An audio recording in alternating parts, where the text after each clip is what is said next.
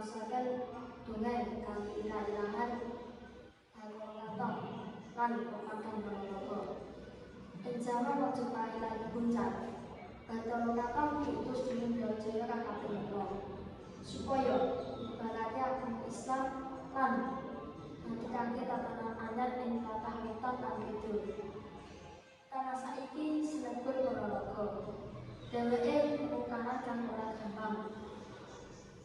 Warga mangsa iku isih setya marang Ki Ajeng Putu.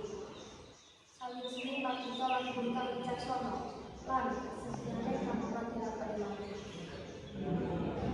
Nanging wis kepithik derajat dan kadhedhan. Ki Ajeng Putu nyalurake kekuatan kanggo awake dhewe, ora kanggo kawuyan wong akeh. Bathara Katon ora langsung perang, nanging golek pangatan ing alas, gunung lan sendang lan sesambungan karo kata cilik. Nalika Bathara Katon delok wong menantu pari, Bathara Katon delok bilih rakyat ora butuh pepadang, nanging pepadang pamungkas lan ati.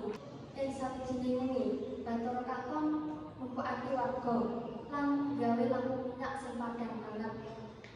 Lan dheweke ngendika, "Kula boten rawuh nganggo gaman, nanging kula rawuh nganggo padang. Pepadang iki kawruh Ponorogo makmur lan ayem." Rakyat kaget amarga lampu iku padhange rak tak entek, masih minyake sithik. Ajeng Putu krungu kabar iku langsung nesu, ngajak perang Bathara Katon. Nanging perang ora nganggo gaman, nanging dhewe pulang lan ati. Ki Ajeng Putu muncul Ki Aji Pamungkas. Nanging Bathara Katon ngumpul donga lan keikhlasan. Aji Pamungkas itu langsung buyar. Ki Ajeng Putu kalah. Nanging Bathara Katon ora rusak. Nanging jaluk pangapura lan ngendika, "Kawruh gedhe yen ora kanggo rakyat ora ana gunane. Mula saiki ayo padha mbangun Ponorogo kanthi makmur lan ayem."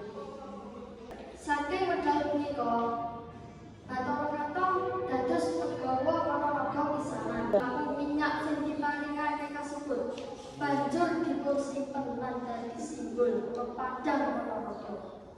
Tegese pepadang kawruh pangapurane lan iman. Mula nganti saiki wong Ponorogo yakin yen tanahe bakal tansah padhang yen rakyate tetep ngugemi piwulang.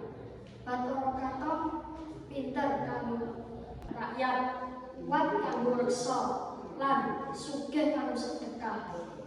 Cekap semanten donga saking kula menawi enten krita-kritinipun nyuwun pangapunten. Wassalamualaikum warahmatullahi wabarakatuh.